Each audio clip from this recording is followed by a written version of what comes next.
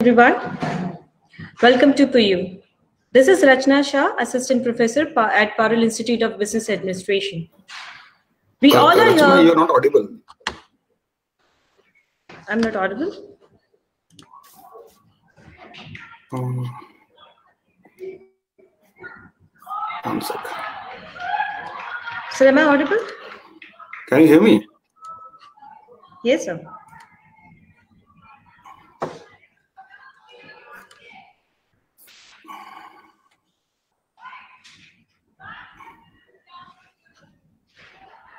Shall we begin, sir? I cannot hear you. Let me rejoin once. Okay, sir.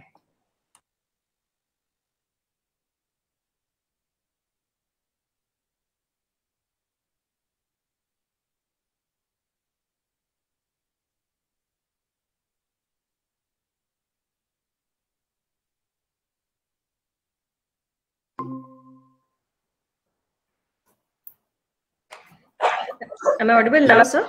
Yeah. Now it's fine. Okay. Hello, everyone. Welcome to Parul University. This is Rachna Shah, Assistant Professor at Parul Institute of Business Administration. We all are here because we believe that human potential is nearly limitless, but you know that having potential is not the same as doing something with it. So our goal with this webinar is to introduce you some techniques of selling products or services to people.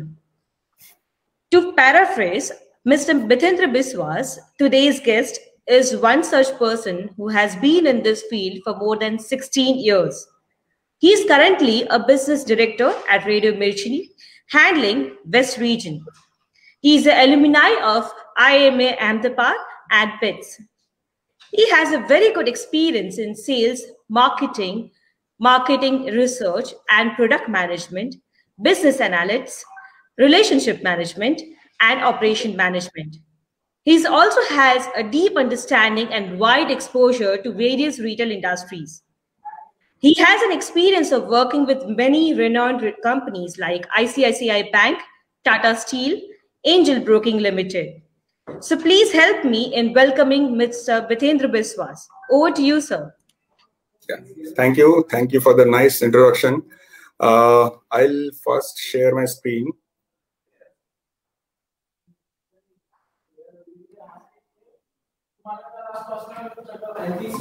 I hope this is visible to everybody. Yes, sir. It is. Okay. Cool.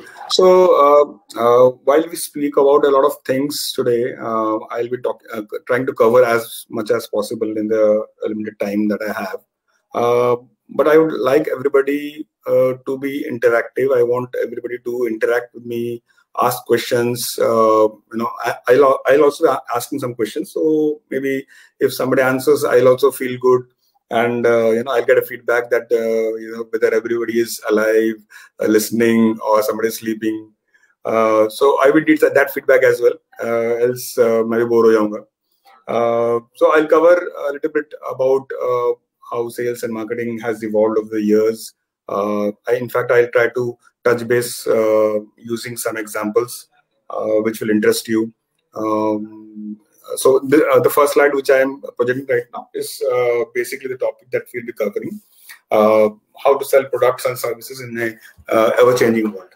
So this has become very important in current scenario, post-COVID era, because about a year back, the businesses used to work in a very different scenario, and this intervention that has come up, this change in the complete business environment has led all the institutions to think about how they are doing business and change it. So hence the sales and marketing, which is one of the key functions of any organization, has also evolved. A very brief introduction about myself. Anyways, Rachna covered most of it. I'm an ex-Tata Steel, ICICI Bank. I worked for Procter & Gamble also in a small stint in the marketing research function, as well as in Idea Cellular in my last experience. Okay, so as I was saying, please stop me whenever you feel there is a need to understand something or just to ask any question that I am projecting on the screen. Okay. And parallelly, I will also be asking. Yes, sir. Yes, sir. Definitely. Okay.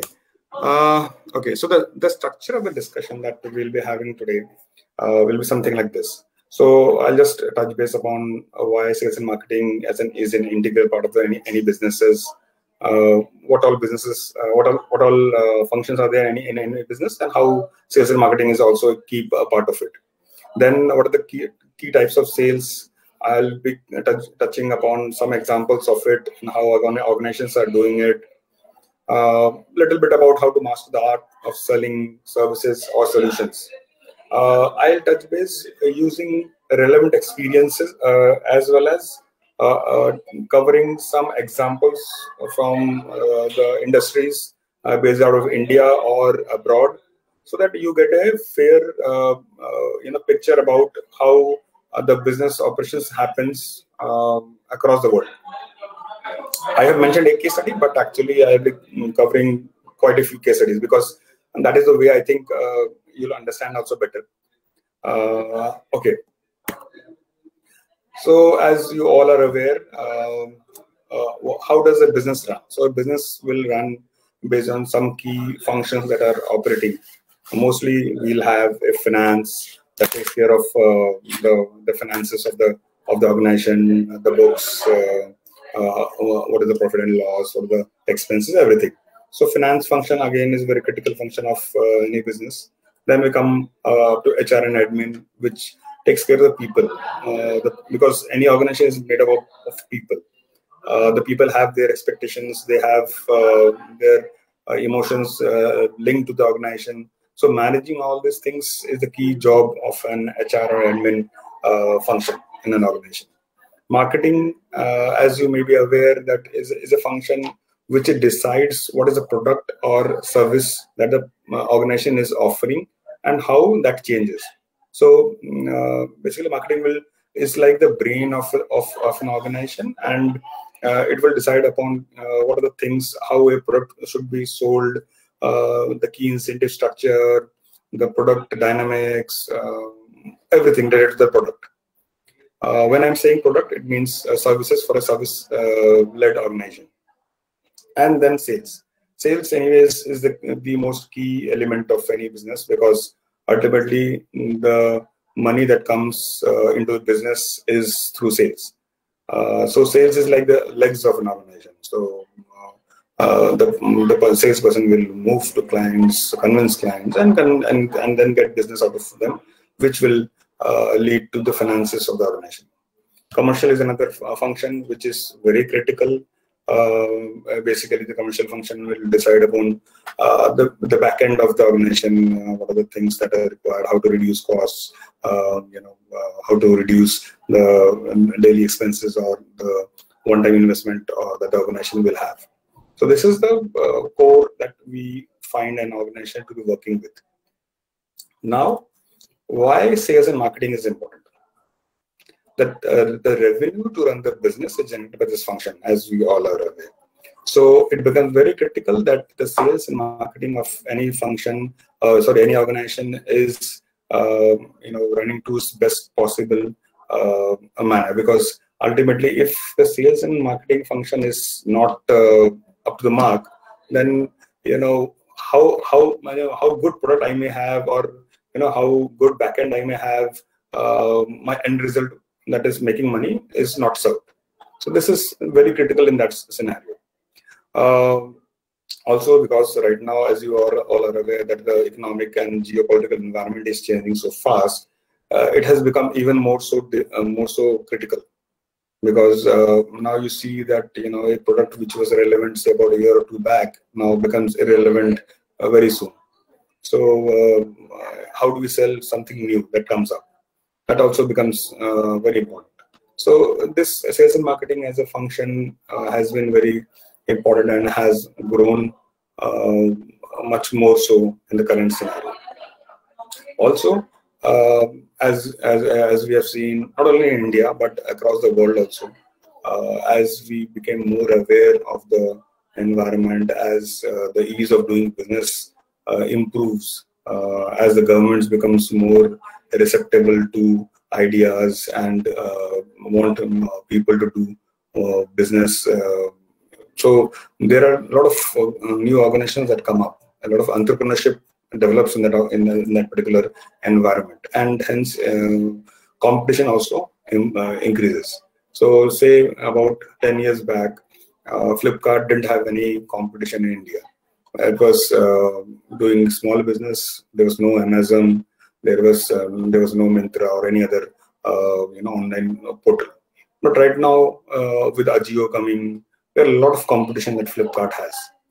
That is how. So of course the ease of doing business has improved, but that has brought a lot of competition also for Flipkart. There you can see a lot of new organizations, new e-commerce companies coming up every now and then. So the competition has also improved. So hence, sales and marketing has become even more critical right now.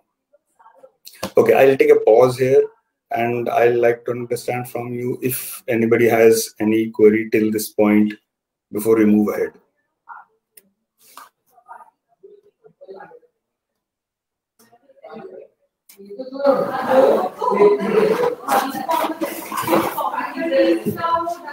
Hello. Any query as of now? No, sir. Okay. So it's perfectly fine. Okay. So either everybody has understood everything, or people are still grasping with what I'm trying to say. Okay, so maybe I'll give some more things to ask questions for. Okay, going ahead. Now, what are the types of offerings that organizations have? So critically, I have divided it into two major types of organizations that are there.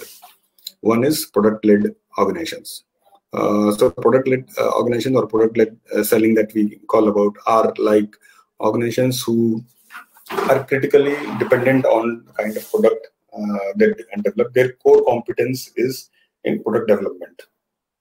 So these kind of organizations will, like some of the examples I've mentioned, like Apple or Audi or Google, or say for Tata Steel. So all these kind of organizations, they primarily spend a lot of time and money in developing products. So their core competence is in developing products. So they make the products which are then sold in the market, and there's a demand for that particular product. So they create a demand and then sell the products there in the market. So if you see, the selling in these kind of organizations is very different. Say if you take an example like I have mentioned Google. So in Google kind of an environment, Google has a lot of products. I don't know how many you are aware of. So if you talk about, say, this is again a B2B business. Their primary product is like, say, Google search. So Google search everybody uses now. Like it is like 95% of the market is Google search in search engines, if we talk about.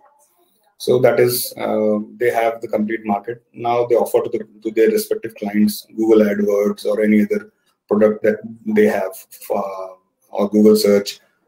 So you see a lot of ads coming up when you search for anything. There is an AD ad, and then the first 2-3 items are ads. So that is their main core product that they sell. So that is a product that they have developed, and now businesses know that they have inherent requirement for that. So suppose I'll give you an example. Like I am a big sari shop in a particular locality, and I want my business to grow in a particular city. Say for that matter, say I'll take an example of Bhopal. So I suppose I am a big sari shop in Bhopal city.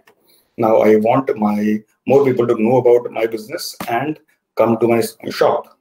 Now what happens if somebody in Bhopal searches for the best sari shop in Bhopal? My name will be featuring based on the logic that Google has in, say, second page, third page, or fourth page, whatever it is. But if I pay Google, my name will feature first or second as an ad. So that is the benefit that people get. So in this way, what Google is doing, they have made a product which has inherent requirement, and a client who needs it will come to them, and say, boss, I want this product, so kindly give it to me. So there is a demand which will bring people to them. So they will not need to go to every person and tell, boss, you take this service I'm giving. People will come to them automatically. So that is the difference. So a product-led organization, a product-led selling will focus mainly on the product and create a brand around it, which will create a demand in the market, and people will come to them for that particular thing. Okay, so okay, I'll cover some more examples here. So the key takeouts for this kind of selling is that product-led selling is, first of all, we need to have a strong innovative product. In all the companies I spoke about, say Google or Apple or Tata Steel, all of them has a strong product, which is very innovative in nature or has a very big demand in the market. Focus on a continuous innovation and creating a strong brand imagery. So now, if you again go back and think about, say, Apple. So Apple has been with us, say, for last 15 years. And what has been the key strength of Apple? The key strength has been the continuous innovation. So be it an iPod or be it an iPhone or a Mac laptop, whatever it is, or iPad.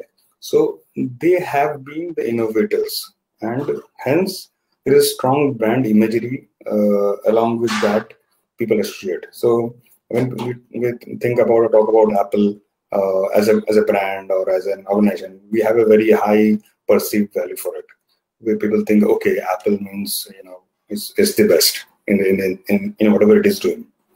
So we have a very strong imagery. So that is again that is how a product selling is done. So I create a product, I create a very strong imagery of the product, and create a demand in the market. Now here I am creating demand. If you really see, I may not need an iPad, but when I'll think about Apple iPad, I'll think, okay, so this is an aspirational value brand. Let me buy and try. So I'm creating demand for that particular product. So that is what we speak about, creating pull for buyers. So a brand like so here what we're doing is we're creating pull for the buyers. So Apple iPad or iPhone right now, if you talk about iPhone 12, right, that we have the current generation of iPhone, people associate a very strong brand imagery for iPhone, and hence they find iPhone, buy it. It is not that whenever you go to a store, we see there are 10 phones and we buy iPhone randomly. No, the people who are buying iPhone will go to a store and will ask for iPhone and only buy that. They will not be buying just any phone, or just because anything else is not available, they're buying iPhone. So it's a very aspirational brand. So the sales here is more focused. So here, when we talk about sales, here the Apple sales team is more focused on getting their products delivered to every nook and corner of the country, because the imagery is already built. There is already a demand for it, and people are already looking for Apple products. So now the sales team is more focused about how the Apple phone will be present in every outlet of a particular Indian city. If they can make that available, if they can make the retailers buy it from them, their work is done. The rest of things people will buy. Okay, let me cover it through another example. Say for the matter, Tata Steel. Tata Steel is the biggest steel producer in the country. Now Tata Steel, they have massive production capabilities. About 80% of it is consumed in a local market, and about 20-30% goes abroad. Now, the sales team in Tata Steel is more focused on getting the products to relevant buyers or consumers of steel. Say the auto manufacturers. So auto manufacturers are one of the major consumers of steel. So the sales team of Tata Steel will be more focused on getting the products to the relevant manufacturers of auto industry. That's it. So that is their core job. So that is how a product-led selling is being done. As this is a creation of brand, more focus on strong product and R&D team. So here the focus is more towards developing product, marketing the product, branding the product, R&D of the product. So there is more focus towards creating a brand image of that particular product. Most of the examples I spoke about, if anybody wants to share anything which is coming to their mind, I'm completely open to it, and we can discuss that out as well. Any examples if you have?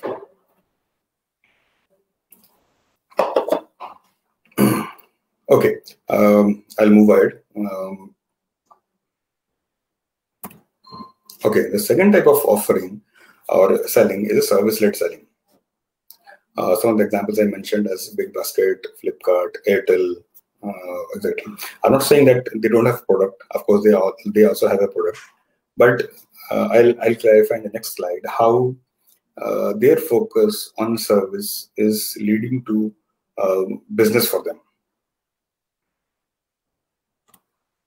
So their focus is on building a strong service network. So if you talk about Big Basket, or if you talk about Airtel, these brands have focused over the years of building a very strong service network. Now think about, say, Airtel. So what do we need from Airtel? The basic product that Airtel has is connectivity. Of course, it has many other products also, but I think the basic product is connectivity. But the connectivity needs a lot of support, and their main USP is that anybody who is latched into their network gets the best network or the best services that they have to offer, like, say, data or the experience that people have on their platforms, which is their apps and all. So if people get seamless experience there, then people are happy. So they focus on building a very strong service network. So you go to any city, you'll find a number of service outlets that Airtel has, and hence the brand is perceived to having a very strong service network. Similarly, a new brand I spoke about is Big Basket. So now Big Basket, Big Basket doesn't have a product per se. It is they are just supplying the daily necessities to your home at your convenience. So that is the service that it comes to you at your home at your convenience. There's nothing, no new thing per se, but they are doing it so in such a good manner that our basic need of having all these things at our home is getting fulfilled, and our own pain of going to a store and buying and getting ourselves exposed to COVID has reduced. So it is a service that they are offering. A key factor here is customer satisfaction through delivery services. So how these services are delivered, say, for that matter, Airtel or Big Basket, how it is delivered, the customer satisfaction here matters, because repeat buying happens, and it is very high in these cases. As a segment is mostly commoditized, we need a very strong sales team. So Airtel, of course, is a commodity. Means the network is a commodity now. Jio is there, Vodafone is there, BSNL is there. So it is commoditized market. There are a lot of players. In fact, there were even more players about, say, 5 years back. So everybody has the same services. So it's just the calling network. There's nothing else that you can do. But now, if you have to buy, say, Airtel postpaid connection versus, say, a Jio connection or a BSNL connection, what is the experience of buying that product? If a person finds that a salesman becomes very easily, does the basic job very quickly and goes back, then they are done. So we are having a very strong sales team is required, because here there is less of pull but more of push for the product. But another thing is, this is a highly scalable business. So if Big Basket does good in a particular city, that model can easily be replicated anywhere in the world. Of course, with a little bit of tweaking here and there, but it is easily replicable. So this service-led selling model is highly replicable. We can easily replicate. But say suppose, so if we really compare with the last model, which is a product-led selling, a Tata Steel is suppose manufacturing and selling whatever products it is, but it is not very easily applicable. For setting up another plant, they will need a huge amount of investment. Unnecessarily, that is done, they cannot set up another plant and start producing somewhere else. But in this kind of environment, the basics are already there. They just need to scale it up again and again. So that is, this business or this kind of selling is highly replicable. Some of the examples I already spoke about. So let us move here. Okay, now there's another kind of selling that we call as solution or consultative selling. So now what is this kind of selling? Here I give few examples like IBM or even Mirchi for that matter. This is consultative selling, or say Big Four consulting firms. What they are doing? So they are reading a client's requirements. So suppose a client has a whatever issue it has in the business problem. Suppose it has a problem that there are very low footfalls in its outlets. So how to increase that? So now this organization, say IBM, will go and read about that particular problem and find a solution. Okay, so you need to do these 4 or 5 steps or 4 or 5 things to get it done, go get it improved. Hence, they'll read the business problem and give a solution in terms of a variety of products or services to cater to that particular need, and hence it will be done in that way. So this is a very evolved kind of selling where the sales team member needs to understand the client's business. So if I am from say Mirchi, or I am from say the Big Four consulting firms, when I go and go to a client for resolving or giving solution to a particular problem, I need to understand the client's business, and after I understand his business, I'll understand his problem area as well. So once I understand his problem area, then only I will be able to give a particular kind of a solution. Okay, you need to do these 3, 4, 5 steps to get to a solution. Okay, now here I would I will show you 2 examples of a client solution, how it has been given. Let me just check if the video can be played.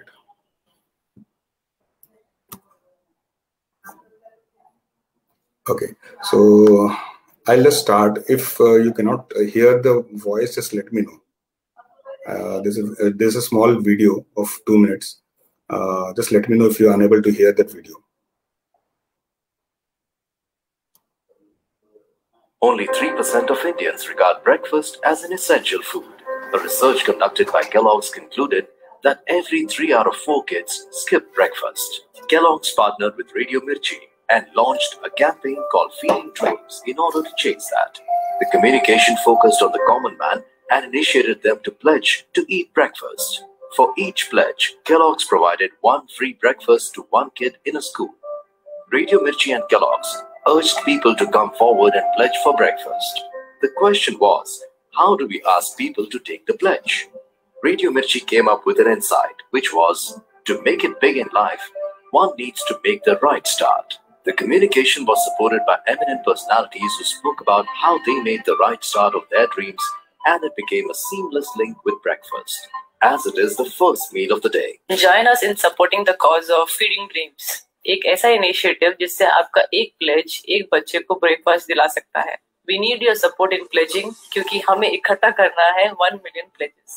मैंने लिया है एक breakfast pledge कि मैं रोज breakfast करूंगी. I support the #FeedingDreams initiative, जहां मेरे एक प्लेज से एक स्कूल के बच्चे को ब्रेकफास्ट मिलेगा. Across cities, morning jogs made this initiative a topic of their discussion. Mirchi RJs pledged to eat breakfast and also asked their fans to do so. And so radio मिर्ची ने Kellogg's के साथ partner करके feeding dreams नाम के एक initiative में हिस्सेदारी बजाई। I support the feeding dreams initiative, जहां मेरे एक प्लेज से एक स्कूल के बच्चे को ब्रेकफास्ट मिलेगा। वाओ। तो मीरा सुरेंद्र अपना प्लेज ले रहे हैं, अगर आप भी अपना प्लेज लेना चाहते हैं तो एक मिस कॉल देनी है आपको 092274 एंड उसके बाद फिर 92274। Since very limited listeners can be called to the studio, Radio Mirchi took the studio to the masses. Radio Mirchi RJs went on ground and connected with listeners from the Radio Mirchi pledge van, which was traveling across cities, creating awareness and asking people to pledge. The campaign got people tweeting and talking about on social media. To add on, Radio Mirchi also created a campaign anthem with Abhishek Ray. बड़े सपनों की सही शुरुआत, हर सुबह हो खुशियों की बरसात, बड़े सपनों की सही शुरुआत, अरमानों की एक नई सुबह, जब सबको मिले healthy breakfast, हम होंगे कामयाब।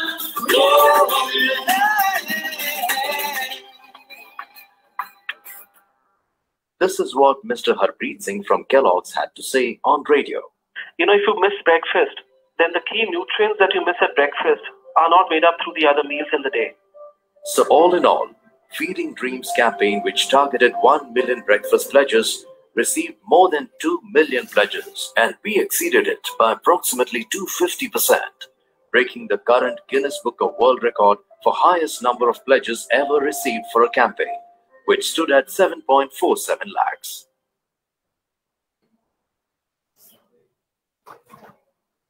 Okay, so I hope it was audible. Yes, sir. Yes, sir, it was. So, the main theme here that the client had a challenge that Kellogg's Cornflakes wanted to establish its brand as a breakfast cereal and to make it a synonym of breakfast. So whenever people talk about breakfast, Kellogg should come in the mind. So that was the problem that Kellogg's had, and so Mirchi worked upon it and using all the other medias as well. So if you see, there is a better element of radio, there is a lot of digital involved in it. There was on ground also, where people performed on ground and celebrities involved in it. So a complete 360-degree kind of solution was given to the particular client, and the client's purpose of reaching people. So around 12 lakh pledges were received. So the client's main purpose of reaching people and establishing its brand as a breakfast cereal was achieved. So that is how a solution is given for a client's business, and the client hence is very happy that my main purpose was sought. So that is the core of a consultative selling, that you understand the business issue and give a solution for the particular thing. So I'll again quickly touch base upon another case of similar nature, where again consultative selling has been done. Only 3% of Indians regard.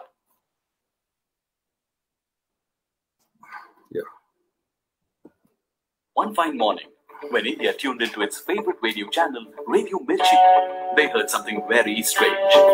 सुना है मिर्ची 98.3 की मिर्ची missing है? ये कैसे हो सकता है? सुनने वाले always खुश। अरे मिर्ची की मिर्ची कहाँ गई? The Mirchi of Radio Mirchi 98.3 FM was missing. What? Why? When? We successfully whet the curiosity of our listeners. While we escalated the hot news on the digital scale, Radio Mirchi's Mirchi went missing from Facebook and Twitter as well, and all that was left was Radio 98.3 FM. Hashtag Finding Mirchi was launched to trigger listener interaction. Gumshata Talash Kendra. Finding Mirchi. Mirchi is missing. उम्र evergreen, height आपकी दूसरी उंगली जितनी, रंग लाल और ऊपर हरे रंग की टड्डी भी है। आखिरी बार देखी थी रेडियो मिर्ची 98.3 एफएम के स्टूडियोज में। आप भी फाइंडिंग मिर्ची में हमारे साथ जुड़िए और रेडियो मिर्ची के फेसबुक या ट्विटर पेज पर जाकर हमारी मदद कीजिए। It's hot. Finally, 2 days later, Radio Mirchi की मिर्ची is back with Maggie Hot Hits.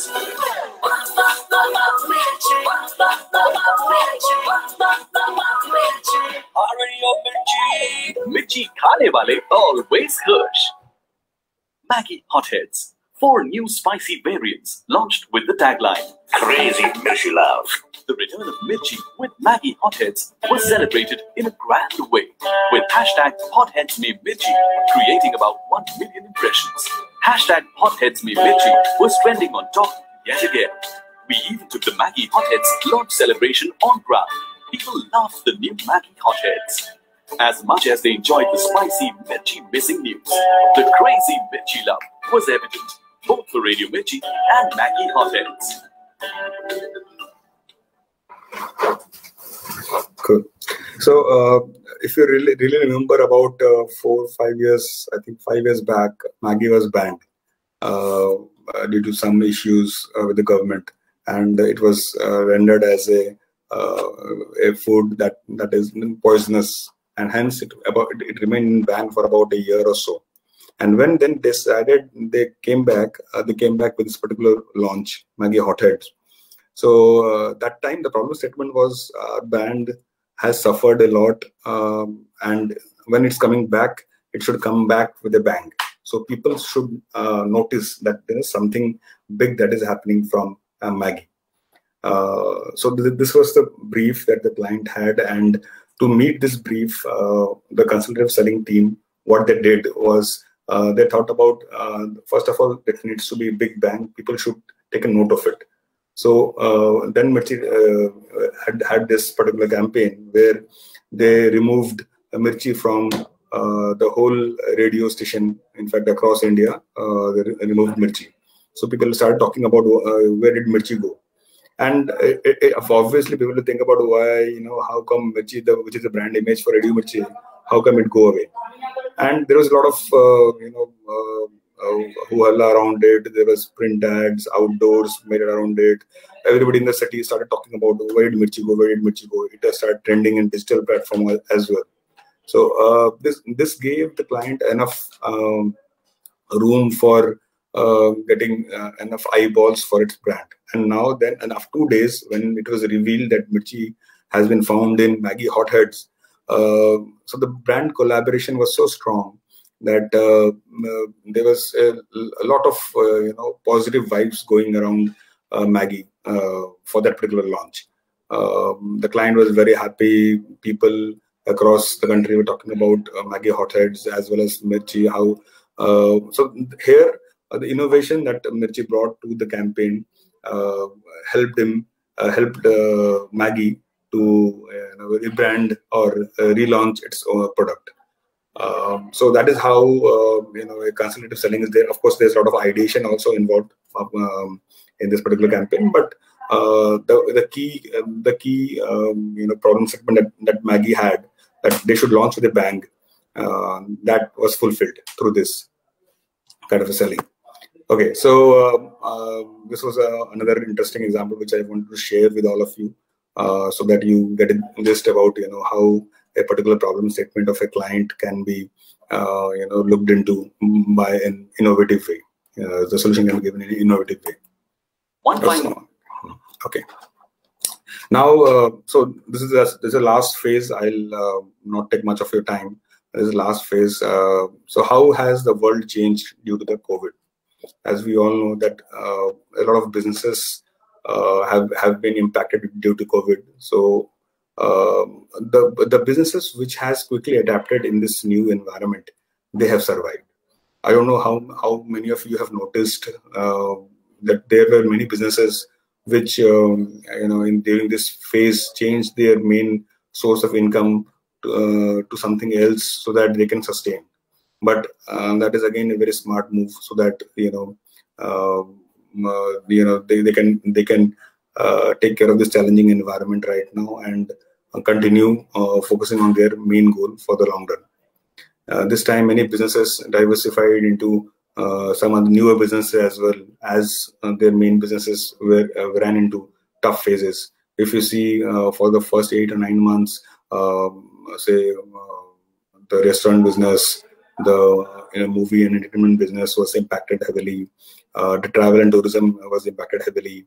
So all these businesses, though, were impacted, but the smarter businesses, the smarter lot of them, diversified in other businesses, and adapted quickly to survive. If you see some examples there where right now we get, say, Peter England or Peter England masks also. So they are into manufacturing masks because they know that in the first 6 months or 8 months people didn't buy clothes. So their turnover was less, but they anyways have inventory of good clothes. They said they diversified maybe for a small time, but they started making masks and sanitizers as well. So these are like smart moves, but some of the organizations did. Also, they reduced their inefficiencies and improved their sales efficiency. So reduce inefficiencies in terms that they reduce the costs, which were like expenses which were not required, but improve the sales efficiency. So suppose a sales guy before the COVID era usually used to get about, say, 1 crore or 2 crore of business. Post COVID, it became very difficult for him to get the same amount of business. So he found out newer ways of getting business, smarter ways of getting business, and conversion and improving his conversion as well. So that is how post COVID era the businesses has changed, and to counter this tough times. I'll quickly touch base upon few brands which did good or did bad during all these years, and what we learned from them. I'll take some example. Like there are two examples I would like to share with you guys. One is Nokia. We all know about this brand. This brand, say about 10-15 years back, was one of the most strongest brands. In fact, it was even bigger than any Samsung. At that time, even Apple was not there. People knew mobile phones by the name of Nokia. It was so strong, but somewhere it lost, and now it's almost insignificant. So what happened, right or wrong, in this particular brand? I'll leave this as a question for all of you. Another brand was Kodak.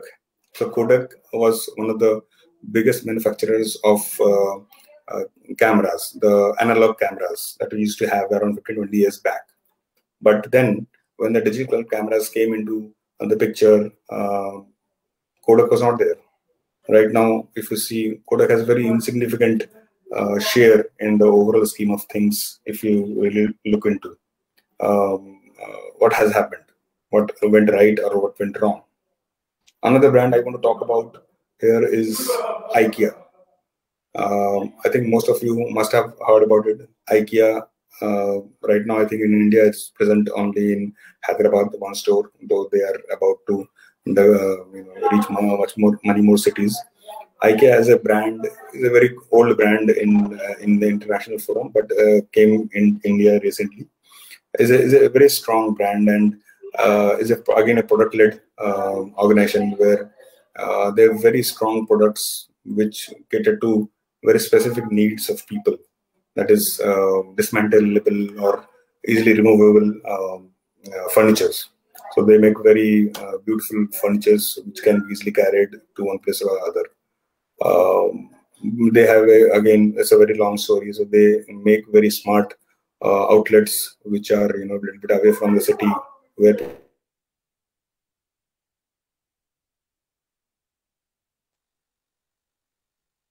the product that is really brilliant.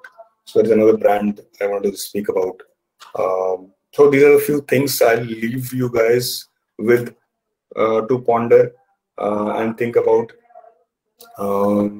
And I am almost done. So any questions now? Okay. Yes, sir. Thank you, sir. It was wonderful. Looking into all the examples that you have given, there are certain questions I wanted to ask to you. The first question we have is how difficult it is to sell services as compared to products. This is one of the questions which is asked by our faculty member. So she wanted to know. So a good question. In fact, a little bit of it I was thinking about touching when I was going through my presentation. Selling services is a bit difficult compared to products, because when we sell services, it's mostly push sales.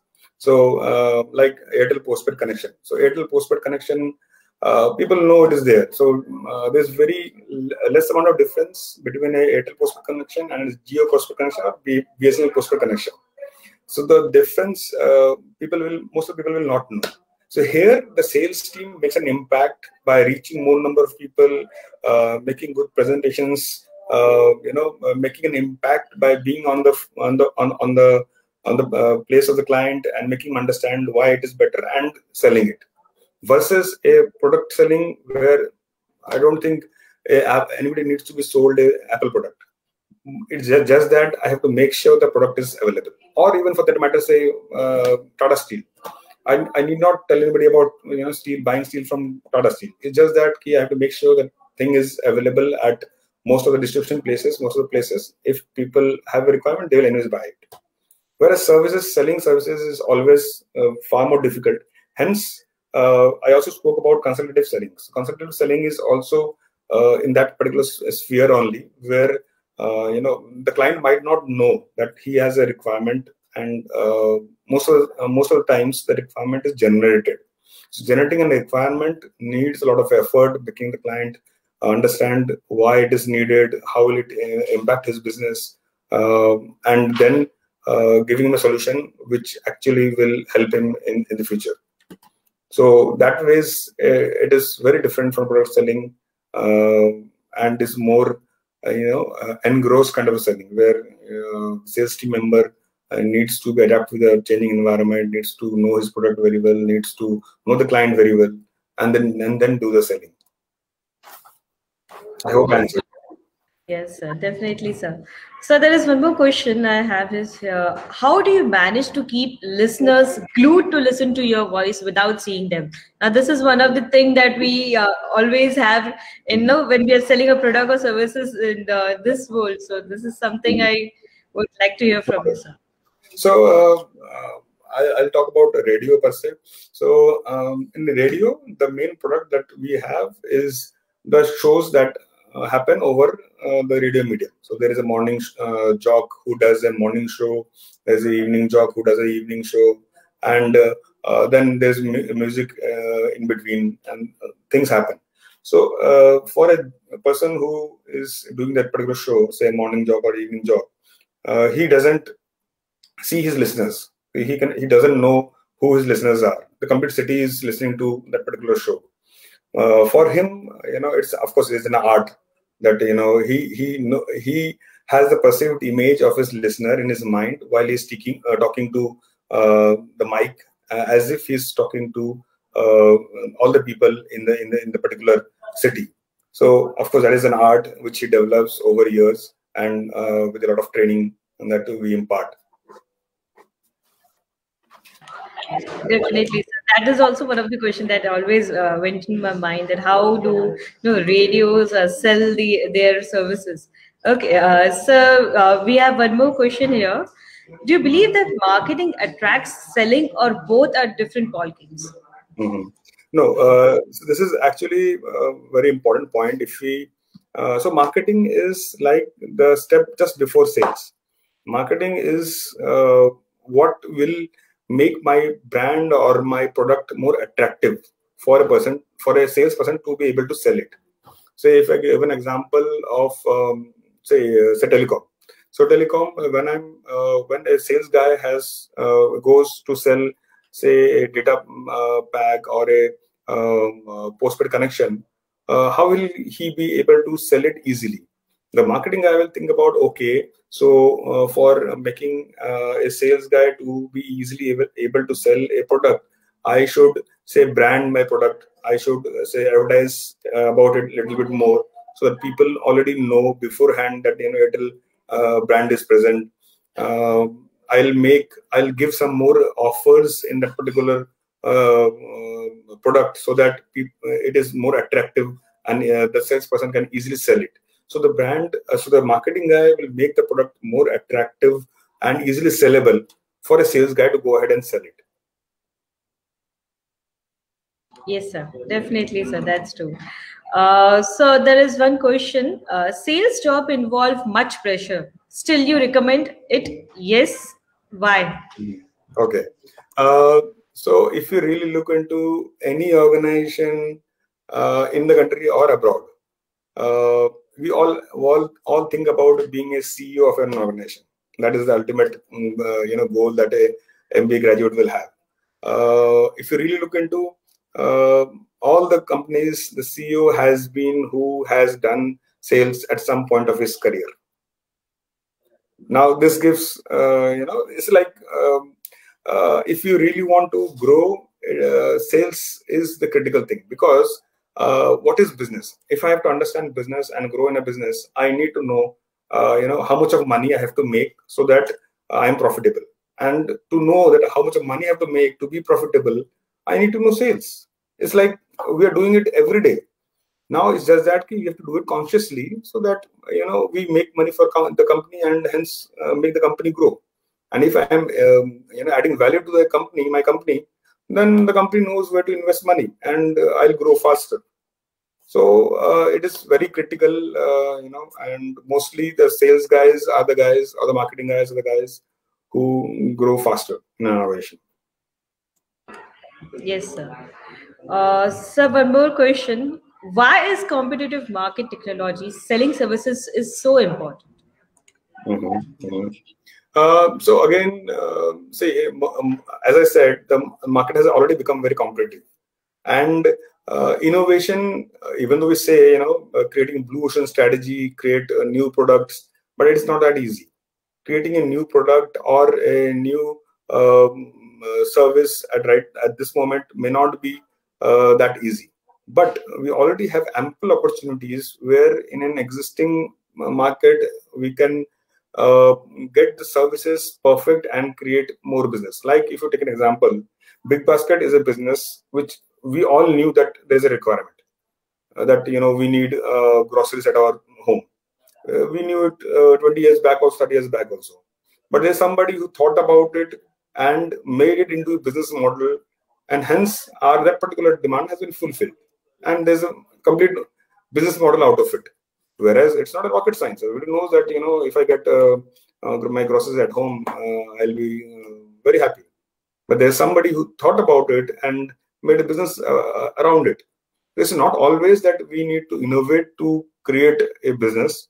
It's also that many times we know that there is a business which has a potential or demand in the market, and we can invest and get most out of it. I hope that answers. Thank you, sir. So there's one more question. What do you recommend for consultative selling? Is it for some customer loyal, who is brand loyal customer, or who is not that brand loyal and who is actually having a good contact with the competitors? Okay, so consultative selling, it happens both ways. So there are clients who are brand loyal. So suppose I have a client who knows that Mirchi is #1 brand and will always come to Mirchi. So there, of course, consultative selling is easier because that person will listen to me very easily. So suppose I give him a solution. Okay, this is the solution. There are many things involved in it. Whatever budget I have, I've given to the client, and the client will, even though say yes or no, but will listen to it, and the selling becomes easier. Whereas a client who is more prone towards competition, there I need to add a lot of value to his business to get him. Suppose there's a client who does business with competition, but if I go with an idea which serves his business, so for that I need to know his business in and out. First is I need to know his business in and out. Now, based on my knowledge about his business, I make a case internally and prepare a solution for him, which say reduces his cost or improves his top line in whatever ways possible. And I can add more value than competition. And of course, even though he may not be loyal to me, but he'll listen to my solution. And then it depends upon how best I can present in front of him and make him understand my proposition. Yes, thank you, sir. Sir, it was wonderful interacting with you. Sir, can we just have a closing remarks from your end? Like how did you feel giving? Okay. No, it was really an honor for me also to be part of Parul University. In fact, my team has, my sales team also does a lot of business along with Parul University, and we help each other in various kind of things. I have been to many universities as well, but I have been there physically mostly. This is the first time actually I am interacting through this VC mode. This becomes very awkward because I cannot see faces, and I don't get the required feedback. But anyways, it's always good to talk to people who are also aspiring to be a CEO of a particular organization at some point of time. I hope all the best for all the students, and hope they do good. That's from my side. Definitely, sir. Thank you, sir. Yes, we have heard a lot about Mirchi, and of course, our student would like to be a part of Mirchi now. Okay, thank you, sir, for taking time to speak to our students, our student body, on various techniques of selling services in competitive market. The students who have attended really enjoyed your presentation, consultative selling, and various examples that you have taken to explain the same. We appreciate your time in your busy schedule to speak to our students. Thank you again, sir, for your time. Yeah, thank you. And thanks a lot. Thank you, sir. Thank you, sir. We look forward for the further webinars with you, sir. Sure. Yeah. Thank you. Thank you. Bye. Sir.